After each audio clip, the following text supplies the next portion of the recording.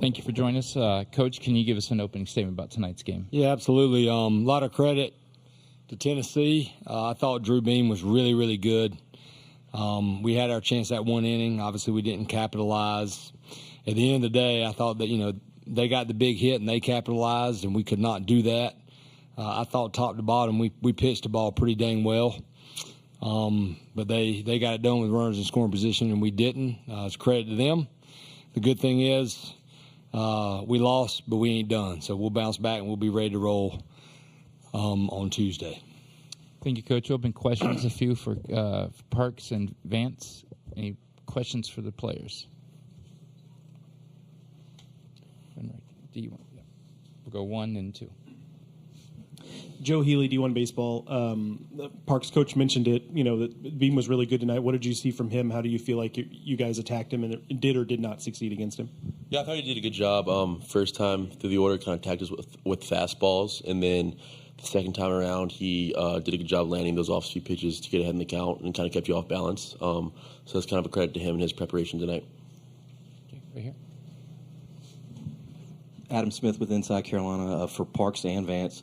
If you don't mind, about I guess it was the 6th inning, Vance hits the homer, but then, as Coach alluded to, sort of ran out of that rally there with the thing with D'Onofrio. Just maybe the frustration there. You got 2 runners on, and you're not able to score some more when you needed it. Like, what did you see happening there, and how it sort of impacted your chances? Yeah, I think that was, a big spot for us in the game. But, sometimes in baseball you don't come through. D'Onofrio's done such a good job for us this year, and, that situation didn't work out. But I have all the confidence in the world that on Tuesday against Florida State that we'll be in a similar position and he'll come through. Yeah, he said it all. We have all the confidence in our guys, so just continuing to just back them. And like he said, on Tuesday we'll get it done. Any questions right here? Matt Towering from World Baseball Network. Parks, you guys got your first hit in the top of the 4th inning. What's just the dilemma for you guys to just, get on the board early on Tuesday? Yeah, I think just keep doing what we're doing, just be confident and kind of attack. Sometimes I feel like we've kind of been on our heels recently, and so we just kind of need to go out there aggressive and just kind of let it all out there and just play with no regrets.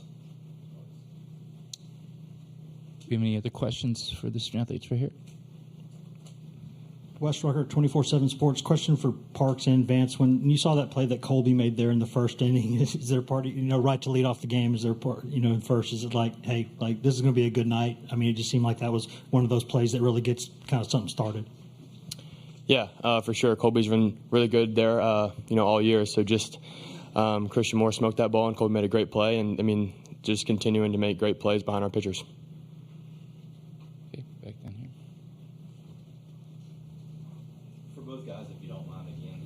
How would you gauge the mood in the locker room after this loss? As Coach alluded to, you're not done, ain't done yet. What would you say the vibes are like in there coming off this loss, knowing that you're facing elimination now?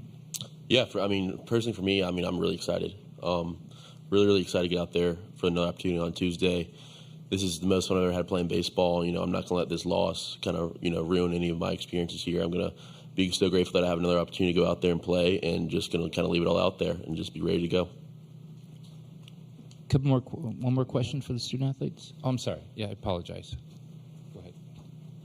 I couldn't really say that any better, so I just kind of let it go.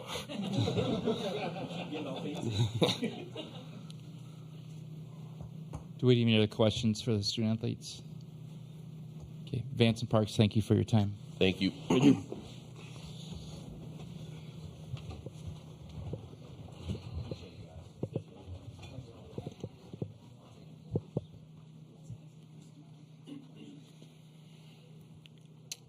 Okay, we'll open up questions for Coach. Do we have any hands? Right, we'll have one rep here and one up front up there. We can start over here. Grace Nugent, Inside Carolina. Coach, what's your message to the team after this? Again, you said it. They lost one, but they still got one to play. Yeah, that's what I told them. I said, move on. We have a 24-hour rule when we win, but after we lose, even quicker. You got to walk out, and it's gone. The great thing about this format, I've been in it. In 2006, we won the first 3, we won the first 4, and we didn't end up winning it. 2007, we lost the same game and we made it to the national championship. So I feel like we had the pitching to bounce back, and I just told them to keep their heads up. You're at the College World Series. You have a great opportunity ahead of you. We'll get back, take a shower, turn your loops in, eat a meal together, get some sleep, and get back to work tomorrow. Question right up front, right here. Ariel Bonham, Tar Heel Tribune. You have 3 consecutive games with 3 runs or fewer. Obviously, the pitching's been good. Can you put your finger on any other dynamic that's going on there? No, I think a lot of that is the guy on the mound. You got to give him credit and look at who you're facing. And hitting is contagious. I feel like the one thing that kind of lets the air out is when you get those guys on, somebody hits a ball in the gap, somebody hits a ball over the wall, somebody gets hit by a pitch. We just haven't been able to have a big inning, but we're very capable of doing that, and it can flip just like that. That's the thing about baseball. Can you talk about the inning, it's kind of the rally-killing pickoff, and how that came? Yeah, D'Onofrio's a really good base runner. Him and Vance generally have the green light. We all make mistakes. Anthony made a mistake.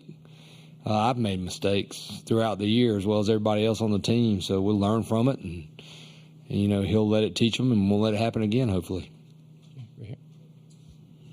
Monty Taylor, College Baseball Central. Moments after they were eliminated, Brian O'Connor standing there, and he takes the time to stop you and your team at times and wish you guys luck and provide some encouragement. What does that say about the support of the conference as a whole and him in particular? Yeah, I think it says more about him in particular. Brian is what coaching's about. He cares about his players. He's been a tremendous friend to me. He's been a head coach a long time. I haven't been a head coach a long time, but he has always treated me like basically I was a head coach. It didn't matter to him. It's just who he is. And we're pulling for each other except when we play each other. And obviously he wants us to do well because we're good friends, but he also respects the way we play, and he knows we respect the way they play. We're going to go 1, 2, 3, then 4. Scott, when you say you have the pitching to be able to get it done over the longer course that you have to go now, what do you mean by that? What does that entail? What does that look like to you? Well, I probably should rephrase that. We have the pitching, I think, to compete with Florida State.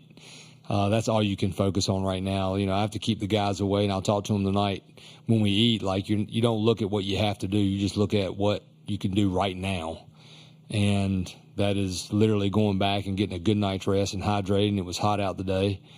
Getting our good lift in tomorrow. And then when we play Florida State, I do feel like we've got enough guys that we can compete. It's a really good offensive lineup, and we'll take it pitch by pitch. And if we beat Florida State, then hopefully we'll have enough guys to compete against Tennessee again.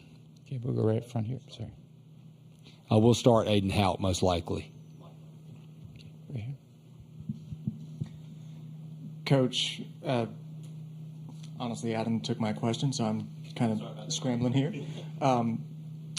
What can you say about what Shea did? I mean, he was moving right along for those first 3 innings, kind of ran into some trouble in the 4th. How do you think he performed? He has difference in the game. They made some mistakes too on the mound. I'm sure I'm going to see that when I go back and watch the game tonight. Shea made that mistake with 2 outs, and winning games, you got to have some clutch and get those 2 out hits, and we've had a lot of that in the postseason, and they had it tonight. I believe it was Tears that hit that ball. Is that correct? Got to give him credit. Just a change up in the zone. He did what you should do with that mistake. But I tell you, I really thought we pitched it well enough to win the game, and even pitched it better than 6 runs. They just capitalized and got that big hit and didn't leave many guys on base. Right here. Brendan Lunga, Daily Tar Heel. After a game like this, where you maybe don't get the offensive output that you were looking for, what do your conversations look like with Coach Wiersbicky heading into the next? We won't have one. It's just baseball. You move on. You don't really talk about it at all. These guys know what they're capable of doing. My job is to instill that confidence in them and say, hey, move on, because it can flip just like that. We could have scored 12 runs tomorrow, and the guy, today, and the guy the next game could have been on, and we don't get but 2 hits. So I'm just going to tell them to do what they've been doing, Coach Weirs is unbelievable with our hitters. If anything, I'll tell them to take a step back and don't take too many swings tomorrow and save those swings, get that bat speed ready for Florida State.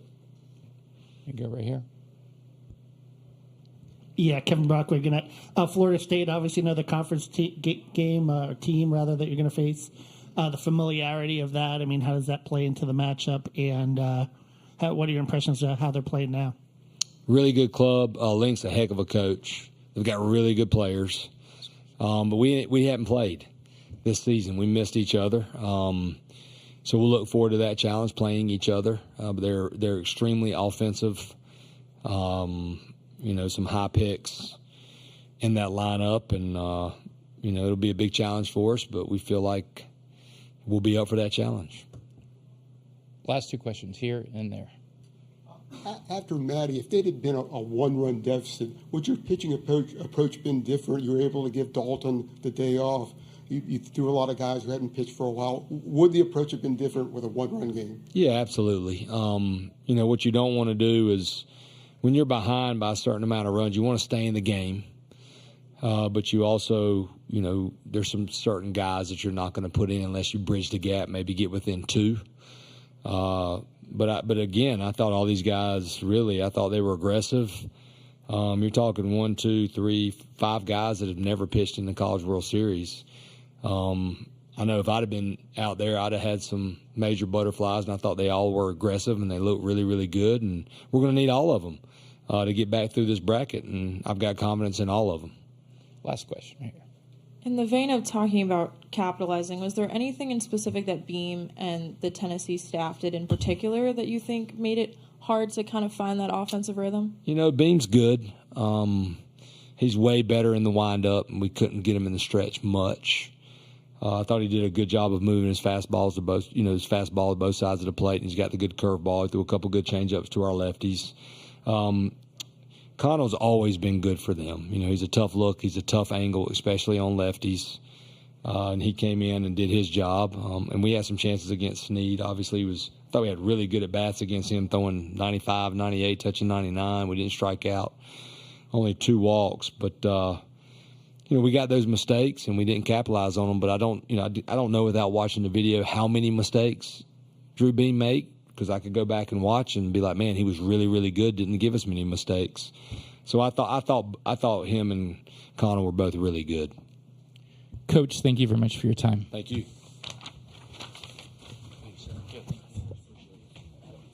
Thank you.